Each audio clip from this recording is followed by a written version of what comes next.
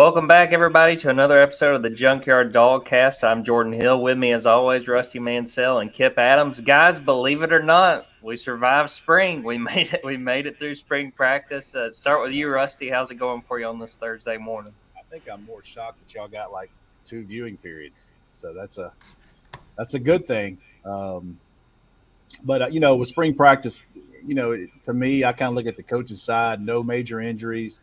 You get through spring practice. You have a really good crowd on Saturday of an Easter weekend, a little bit of weather, and I think overall Kirby Smart has to be pretty excited about what he saw. There's a lot of young guys that have to step in and kind of take over some key spots, but Georgia's got depth, and I think they have to be as a staff pretty happy where they are going into the critical part of the summer workouts and ending spring conditioning. Kipp, we had you in a non-contact jersey for a little bit in Yes, that spring, yes. but how's it going for you so far today? Hey man, I'm still wearing it right now. I'm feeling pretty good, but I never thought I would need a nap after a 30-minute walk, but a good surgery will do that to you. But yeah, got to watch G Day at home, and it's funny because everyone has talked about how many guys Georgia lost to the portal, and then you had some guys banged up. You never, few programs can have Brock Bowers and Darnell Washington out, and then you see two other guys who are top 100 prospects at tight end out there catching passes, and Eric Gilbert and Oscar Delp out there. I think that. If that doesn't show the kind of depth that Georgia's built, I don't know what does. And we've mentioned Todd Hartley a lot on the show and the job he's done in that position room. But my goodness, I think that people will not be upset to see Georgia out there in 13 personnel this season based on what we know about their tight ends right now on the roster. It was just incredible. We knew those guys were talented, but actually seeing both of them for the first time and out there on the field, I think fans had to be pretty excited. And I know Todd Monken's probably sleeping a little bit better knowing that regardless of what happens at any other position, he knows he's got several guys at tight end he can depend on to utilize in his offense. Yeah, let's just jump right into that, talking about G-Day. A really, kind of a back and forth scrimmage. 26-23, the black team wins, beats the red team. And talk about some of the takeaways. And I think, Kipp, you hit on what, for a lot of people, was deservedly one of the big things that stood out was the tight end, specifically Eric Gilbert. Had two touchdowns, had another big catch near the end of the game that on a throw from Stetson Bennett that helped them get into field goal range. They wound up hitting Karis Jackson on a couple plays later to set up the game-winning field goal. I mean, tight ends, we have heard, throughout spring how good Eric Gilbert has looked. We were anticipating, how much he would be involved, especially in this G-Day game. And he made a lot of plays. A lot of people are really excited about what he's able to do. I'm excited about the potential, again, of this room. I mean, you look, like you were saying, Kipp, if you just included the guys we saw on Saturday, Eric Gilbert, Oscar Delp, even Brett Seither almost had a touchdown right before Eric Gilbert's first touchdown, you'd be really excited. Then you factor in Brock Bowers, then you factor in Darnell Washington. I mean, it's incredibly impressive, the room they've put together at tight end, the depth they have, the options they have. I mean, it's really impressive to me. I'll be really excited to see, especially going through the summer and then when we get into fall camp, just, what these guys have been able to do together, with Eric Gilbert, the amount of progress he made, especially from a conditioning standpoint, just from January to now. I mean, just think about once he has a summer, it's going to be really incredible to watch and to see what he's able to do. I'll throw out a few other people, and then each of you guys can kind of chime in with what stood out to you about the G-Day game. I thought the quarterbacks really as a whole really played well. I had a chance to go back and watch the game on Monday and really try to break down everything. And, I thought Stetson played better than I kind of thought live. And one of the things that really stood out to me watching it back was one of the interceptions he threw. It came on a miscommunication with the offensive line. It looked like the snap count wasn't right, and he just had to kind of fire it off right before halftime trying to make a play. But I thought he played well, had a lot of really impressive throws. His last throw to Kieris Jackson that went for like 25 yards was right on the money, and he had a few of those. I was impressed with how he played. Carson Beck, I mean, literally came out firing, threw a 60-yard bomb to Arian Smith. I thought there was plenty to like from what Carson showed. We've heard such good things about the quarterbacks throughout the spring, and as much as you look at some of that stuff and wonder if it's coach talk or if it's just sort of saying the right things, I thought both those guys and also Brock Vandegrift as well had some really good throws. I pointed this out on the board and in a couple different stories. He had a throw to Dominic Blaylock on the run. I think that might have been the third quarter. Really, really impressive throw, particularly being on the run like that. So that's a few of the people that really stood out. The quarterbacks, obviously the tight ends. Check into Tresman Marshall, I thought played really well at inside linebacker, a position that is of real interest. We've heard about Jamon Dumas-Johnson a whole lot, but to see him play well, he had an interception in that fourth quarter that was big too. A lot of guys I thought really stood up to the challenge, and again, you try to take G-Day with a grain of salt, knowing that's really essentially just one of 15 practices. But I thought there was a lot to like, a lot of things that you could take as a positive and feel good as a transition from spring going into the summer. And before we know it, fall camp will be here. I'll throw it to you first, Rusty. What stood out to you, if it was anybody in particular or just some of the things you saw that kind of stick with you now coming out of spring? Well, the first thing kind of caught me was looking at Arian Smith playing, and I didn't know how much he'd be involved. And I saw him in warm-ups, and I thought, man, they're kind of warming this guy up a little bit. Next thing I know, he comes in, Carson Beck unloads one. So we all are aware of what Arian Smith is. He's different than anybody in that room. He just has to stay healthy. He hasn't been healthy. So when you look at Arian Smith, this is a guy that ran a 10-200 meter in high school football. He can knock the top off coverage, and he did it the very first play against the number twos against a very talented freshman in Dalen Everett, who, by the way, I was very impressed with Dalen Everett. I mean, I know he gave up a play right there. He got baptized in college football on the very first play. They come over the top of him with one of the fastest players in the country. But I thought Dalen Everett played well watching him. But I think the overall being there on the sidelines and then watching the replay last night, I think the depth right now inside for Georgia, I think there's a little bit of concern maybe at center if Van Pran were to go down. But when you look at Jared Wilson, Michael Morris, Dylan Fairchild, all those guys, you're going to put Tate Ratledge back into this mix at some point in the summer. Broderick Jones, and you look at Xavier Trust, Devin Willick, a 3-year starter, and Warren McClendon.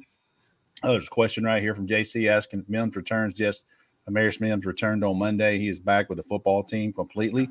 Withdrew his name for transfer portal. So he basically got a week vacation, got a wine and dine at Florida State, and he's back to workouts and finishing up his semester. So he is back at Georgia with that. So, I think the overall depth there, I know there were some injuries, but, going back and watching it, I thought Ty Ingram Dawkins was more of a disruptor on the defensive line than I was able to see on the field. And that's very good news for Georgia, highly recruited young man. Out of South Carolina, and I spoke in Charlotte, I believe, and I stopped and watched him practice one day over there, and I was like, wait a minute, this guy's bigger than I thought he was, and he is a guy that I think Georgia fans should know who he is. He's going to be playing a key position there at that 5 technique on the defensive line, so they're going to need him opposite Jalen Carter at a lot of times this year. So I think the overall depth of the offensive line and how those young players have come along. Arian Smith playing. We could talk about Eric Gilbert, Oscar Delp, and all those guys all day long because that's, I know Todd Hartley has been doing this long enough now to know that what he's got in that room is special, and he better enjoy every single minute of the next couple of years because they've got some dudes in there that are going to play a lot of Sunday football, and there's several of them in that room that are going to be highly, highly anticipated going into Sunday football on the path they're on right now. I see someone asked, is there any chance we can go 5 wide with 5 tight ends? I don't know if they'll do that, but hey, they got the option. Ooh, I tell you what, that people talk about personnel and 13 personnel. And, I talked to a coach about that last year. And what that does is create such a problem because you have to man up those guys. you have to respect the run because obviously they can seal the edge with those three guys. You look at Darnell Washington, who's an extended tackle / tight end there in his frame. It just creates, you have to bring an extra safety in. It's a personnel issue to try to match up with him. And, man, you look at Oscar Delp, this is a kid that I know his head's spinning a little bit, but when he ran through that tackle and got an extra 11 yards, I saw that in high school football, how strong he is, his lower body. So these guys are really, really special. It's a problem. And I don't even know where you defend Darnell Washington, Eric Gilbert, and Brock Bowers. I mean, you have the picture, that picture that floats around where it says Gurley, Nick Chubb, and Sony, and they're all walking on the field holding their helmet from one of those early games. Somebody's going to take a picture, and it's going to be Darnell, Delp, Brock Bowers, and Eric Gilbert at some point in the season. And that you're going to go back and look 5 years from now and go, I cannot believe those guys were on the same football team at Georgia. Sort of to the point you were talking about, Rusty, in that question that got brought up. What I did like that we saw a little bit of on Saturday was the fact that they were working to get so many tight ends on the field at one time, whether it was, Eric Gilbert split out wide or if it was guys playing H-back and getting in there. I think you'd have to think we'll see more of that going into the season, just creative ways to get so many talented guys on the field at the same time. Kipp, I want to throw it to you, getting the chance – honestly, to watch it on TV, you can kind of get a different perspective as it's happening rather than being up in the box like I was or down on the field like Rusty was. Was there anything in particular that really stood out to you, other than what we've already talked about? Any players, anything that kind of sticks with you from G-Day?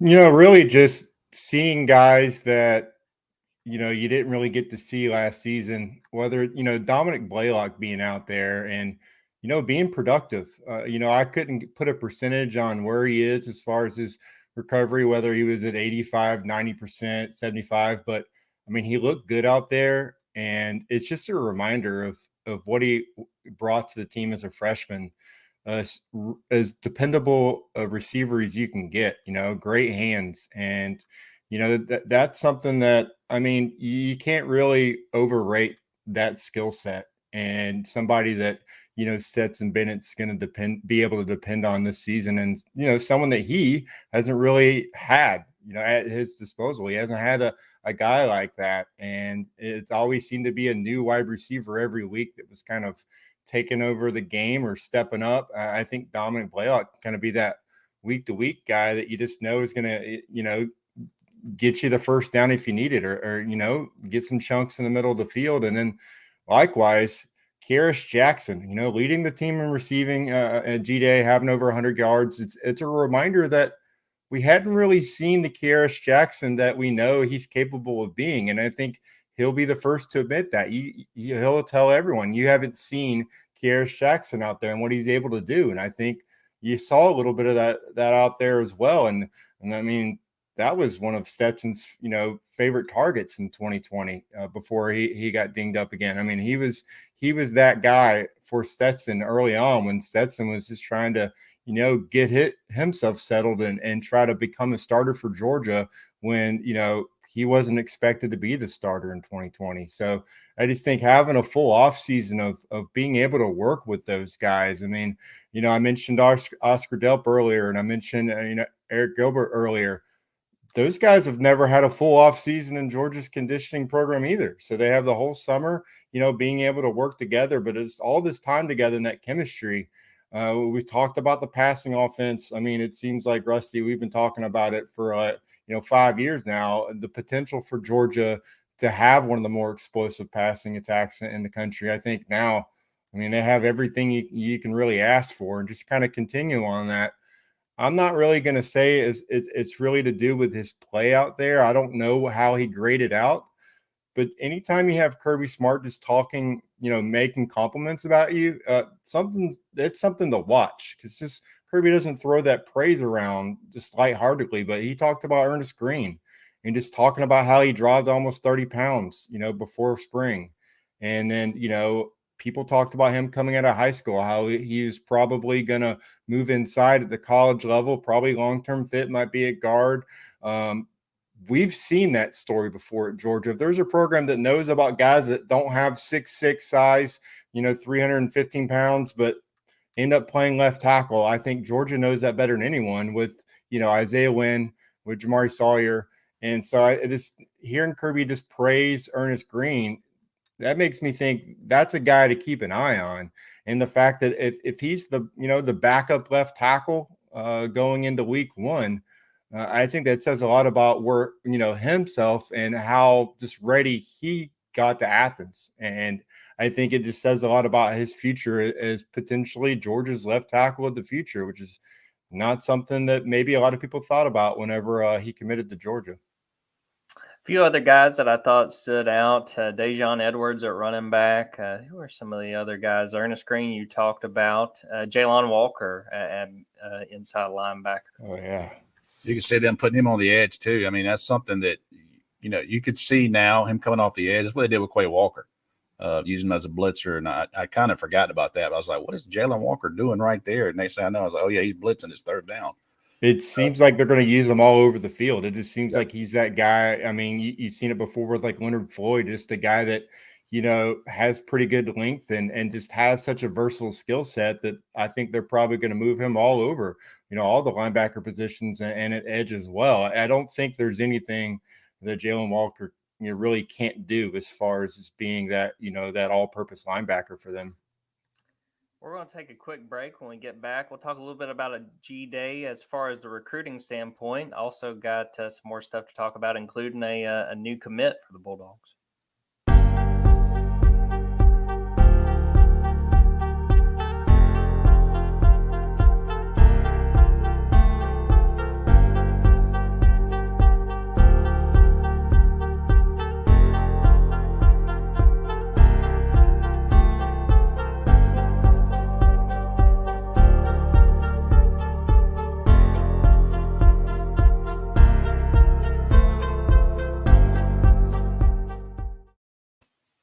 Well, yeah, before we do jump into G-Day as far as the recruiting standpoint, you talked about it a few minutes ago, Rusty, with Amarius Mims deciding to come back to Georgia. Just sort of fill us in on what we know and, the fact that the 5-star is going to stay in Athens. I haven't talked to Amarius. I can imagine it was a very difficult week. I mean, to make that decision to go into the portal. We later found out that he had the second scrimmage at Georgia in the spring. He was there. He actually ran some ones. Now, I believe he missed 4 of 8 practices leading up to that. I think it was a concussion, not 100% sure. I think that's what we talked about, Jordan. So he'd missed some time, and he actually got some reps with the one. So, for whatever reason, I know he got some reps with the ones and had a really good scrimmage. Well, sounds like he missed the Tuesday, Thursday, and the third scrimmage. He was gone literally for a week. Then he goes into the portal that Sunday. It comes out on Monday or Sunday. And, you go through, fast forward a week, he takes an official visit to Florida State. He was set to visit another school, I believe, that Saturday. Very tragic event at Bleckley County. He lost one of his former high school teammates in a car wreck. From what I understand, he got in a car, left Florida State, went straight home, and came back to Athens late Saturday night. Now, here's the thing about that. He had to come back because, had he left, he was going to be a student still to finish up, a month of classes, and he lived in Athens. So that's kind of the way JT Daniels has been in Athens with this stuff. So, I just think you get a week's time, no telling what all he went through, the phone calls. I can't even imagine the amount of schools that tried to reach out to him. I mean, he was a very coveted young man as an offensive tackle prospect. And, he's a 20-year-old kid. And whatever decision he made, we started hearing rumors late Saturday night. And then Sunday is kind of when we really went to the board with it and said, hey, there's a chance this kid may come back. Now, I'm going to pat myself on the back, but I'm also going to correct myself too. Now, I did say in the very first post, I had a source that said this guy may go in, but end up staying. And I told that source, I don't think that's how it's going to happen, but it's worth mentioning. It was a trusted source. And in the end, that's what happened. I mean, he went in and stayed at the end of the day. So It's just a young man. You never know kind of what he's going through, but I don't back off the fact that he was raw coming out of high school, and everybody that covered him felt the same way. But everyone else I know that I trust with it knew what he could be and what he can be, and he needed a year and a half. I mean, he's needed a year and a half now to get himself to where he's running reps. He's going to play at Georgia this year. Will he start? I don't know. But Amarius Mims is going to be in the rotation. I firmly believe that. And I think his future is sky high at Georgia. I think he's going to be a very, very high draft pick. You obviously got to keep growing, keep developing, and he's part of a very deep room right now with some guys that are going to the NFL too. So we'll see how he goes and where he's at. But for Georgia to get him back, we talk about this 2 years from now, and we go back and visit and go, hey, you know what happened if that Amarius Mims would have left? They're sitting there, and Kipp was spot on about Ernest Green. To hear Kirby Smart talk about an incoming freshman is rare. I mean, really rare. And I saw Ernest Green. I thought Ernest Green was a guard. The first day I saw him in person in Texas, I said, this kid's a guard. He really is a guard. He's a big guard. And then he started playing tackle, and he was really the only player there in Texas at the All-American Bowl that could block Michael Williams or Marvin Jones. And I thought, this kid might, because, what Kipp said, the Isaiah Wynn, I think we all scratched our head like, what are we doing with Isaiah Wynn at tackle? This guy's 6'2.5", Oh, by the way, he wanted to be a first rounder. So when I saw Green playing that day, I think I said, remember, wait a minute, this kid might be a tackle. So, that was a big deal to get him and to get Mims back. So you got some depth. You got some guys who are just kind of waiting their turn. You got some guys who are going to play. You never know where you're going to be. You're one play away. And you can look at Alabama last year. They got so banged up, especially at tackle. They tried to play 2 or 3 different guys over there and just didn't have that depth. And, to have somebody like Mims and Ernest Green in the rotation with Broderick Jones and Warren McClendon is going to be invaluable to Georgia. And to get him back, I think it's a big deal. But, guys, I think we look back in 2 years from now at this decision, this is going to be a really, really big deal. Like you said, Rusty, sometimes it's hard to predict what 18, 19, 20-year-olds will do. Sure. I know when he announced he was coming back, I had Kipp make sure and send me my board message where I was like, oh, I think he's gone. That's just it's making sure that I wasn't quite batting 1,000. Welcome to the beat, Jordan. Yes, sir. No other way to do it. But like you said, Rusty, I mean, and I had written it too after the fact that we knew he was coming back. I mean, just how big of a boost that is to know. We talked about it when it looked like Amarius may be leaving, that Georgia could have been an injury away from needing a tackle. I mean, that's just the nature of how this goes. Last year with Sawyer getting hurt and Broderick having to come in, that's just sort of how it works. So to have a guy with that kind of caliber and that potential back, I think it's huge. And obviously, go ahead. Yeah, finish. Oh, I was just going to say, I mean, he may be called upon to play a much bigger role than we are thinking right now in the spring. You look no further than that injury at a national championship game, and they had to throw Broderick Jones out there. And I mean, you had to throw Broderick Jones out there with some grown men, and he held up well, and now that firmly pushed him towards this season and likely the last one for him at Georgia. I wouldn't be surprised if Broderick Jones is not a guy next year. We're talking about these early draft guys, so. You look at that and just one play away, you just kind of never know. But I made no bones about it on the Junkyard that I know Georgia tried to keep Amarius Mims. They met with him and they met with him and they met with him, and that tells me what type of player he is and how much they were knew that he's about to be the guy that they recruited out of high school, and he was developing and he was going to be a player for the Georgia Bulldogs. And getting him back that's a big one. Talk about developing players out of high school. Another part of G-Day was the fact that a lot of recruits were on the sidelines getting to check out Athens and Sanford Stadium. Rusty, what did you kind of take away from what you got to see, what you got to hear? Some of the guys that were there in Athens that, when it's all said and done, may wind up being Bulldogs. The first one that came to mind was I'd forgotten how big Branson Robinson is. And when he came down the steps, I was like, who is that guy? And I went, wait a minute, that's Branson Robinson. And I mean, this Joker is put together now. I mean, this guy's about to be a freshman running back at the end of May at Georgia. So they're adding another guy, and he is put together. I'd seen him a couple years ago, but it's been a little while. And when you see him come down the steps looking like that, it's a little bit different. And I was like, wait a minute, who is that guy? But 5-star Jaden Wayne out of Seattle area, the young man I first saw at the Adidas Freshman All-American game, 6'5", 235 pounds this weekend. He's a defensive end edge guy. Some people think he's a tight end. I know some colleges recruit him as a tight end, but it was a who's who. I mean, from the list, you go down to, there was a kid who walked by me, and we can't talk to the recruits. We can shoot pictures, and you look at Cam Pringles, a 2024 offensive tackle out of South Carolina. I went back today, actually, guys, and looked at a 2019 video we made from the spring game, and a few recruits there. Tate Ratledge, Keely Ringo was there, Eric Gilbert was there. So, you look now 3 years down the line, and how big was that day for the guys that are there now? So we'll go back 3 years from now and look at that list and say that guy was here. And, Justice Haynes, very highly recruited running back, obviously well documented who his dad is, Veron Haynes. Just a lot of guys there. Arch Manning, Roswell Dog. I'm going to give him a shout out. Roswell Dog asks me every day. He's asking you right now. You already asked me today.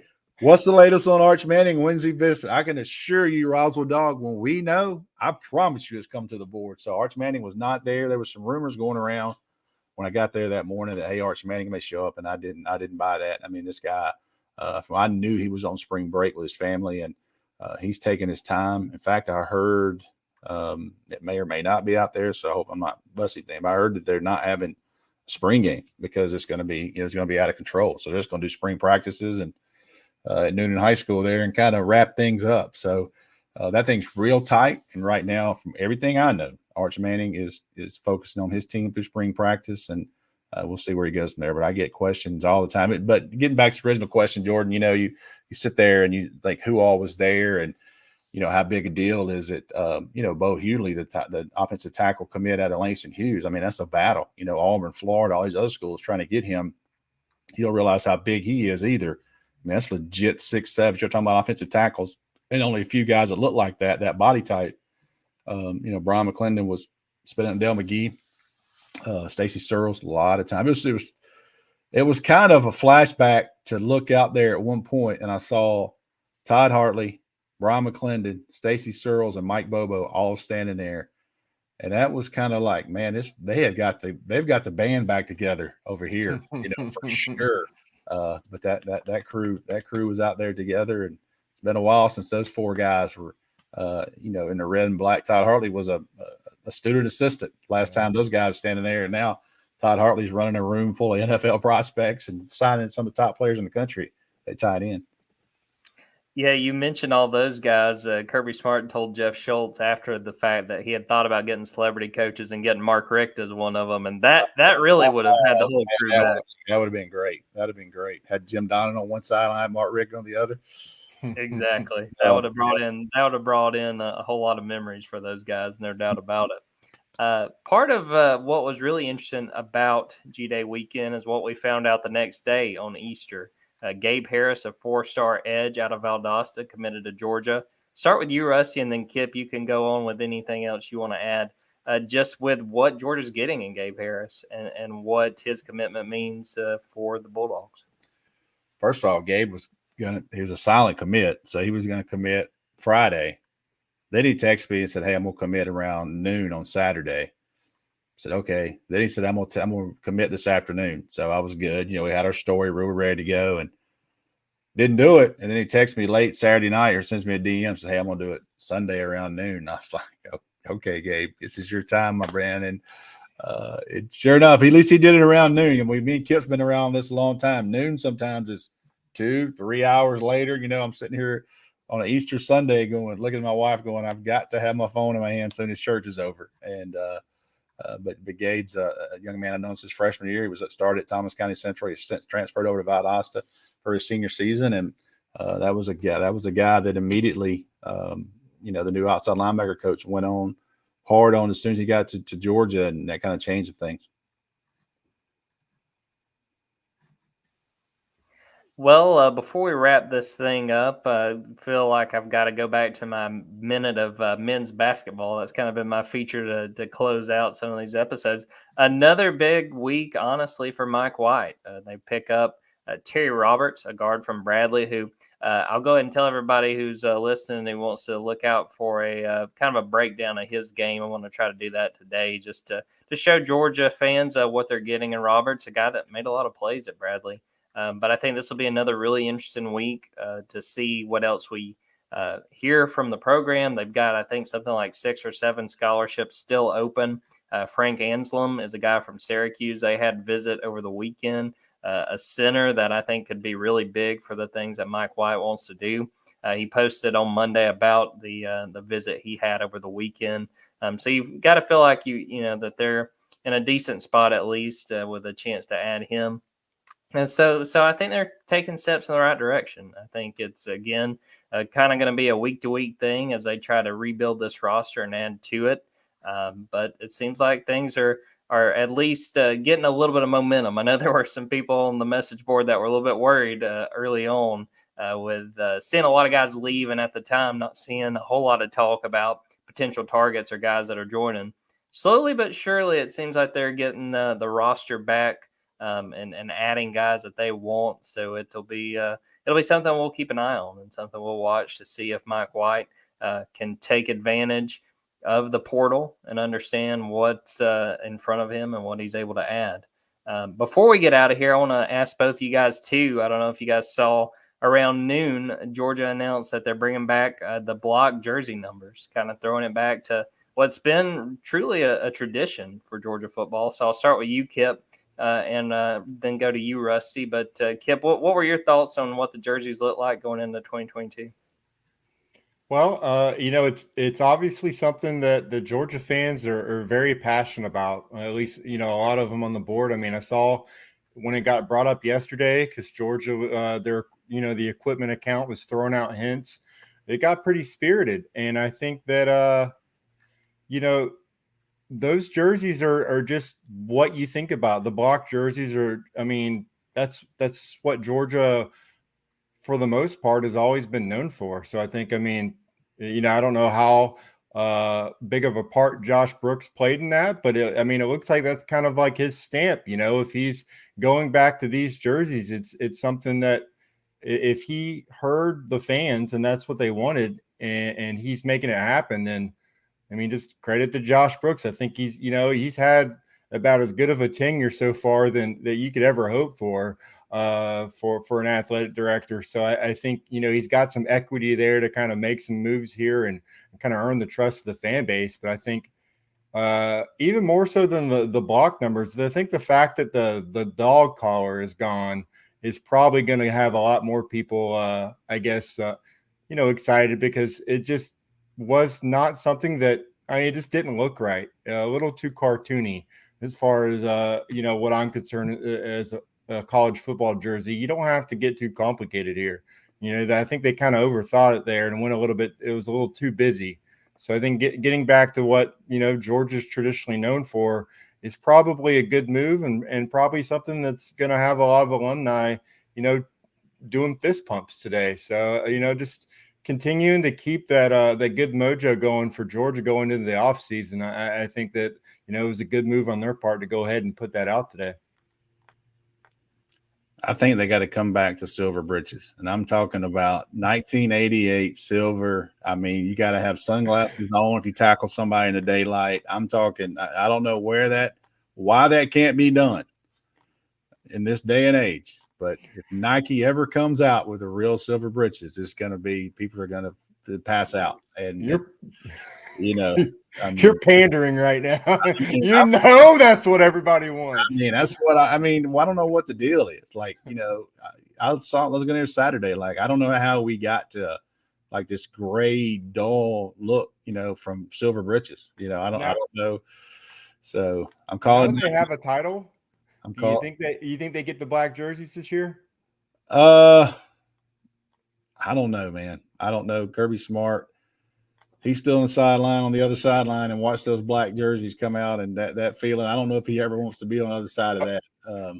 You released the jerseys today, and you got Kieris wearing the black jersey, black number 10 out there, and you don't think he's ever going to put that jersey on again, is what you're telling me. If they would just announce it before the season, say, hey, look, when we play Kentucky in October, we're going to wear black jerseys that day. That will take all of that out of it because the kids love it. The recruits love it. I mean, you look at these black on black combos, whether you like it or not, that's what the kids love. The recruits love it. So I think if you just announce it, hey, we're going to wear black jerseys this game in July, that takes that out of it, because I mean, we've had people here tracking FedEx shipments and, hey, the jerseys are here. I heard they're, boxing them out. And so things like that. But do you think Dan Lanning tries to recruit against Kirby by telling him, you'll never get to wear those jerseys? I have 78 different colorways. You'll get to wear every single week here. Nobody can compete with Oregon's uniform. The amount of options you have, that's zero chance. I will say, looking at the way the jerseys and the numbers on these jerseys look now, I was looking through our archives for a photo to throw on it, and I found one of Todd Gurley wearing the sort of the traditional, and I was like, oh man, that looks so clean. It's just so simple. It's like not messing with the helmet. Like don't overcomplicate it. Just stick with what you got. All right, on that, we're going to wrap this thing up. Appreciate you guys for listening and for watching and for downloading. Thanks for the questions. Thanks again to Kipp and Rusty for hopping on with me. We're going to wrap it up right there. Appreciate you guys. And until next time, take care.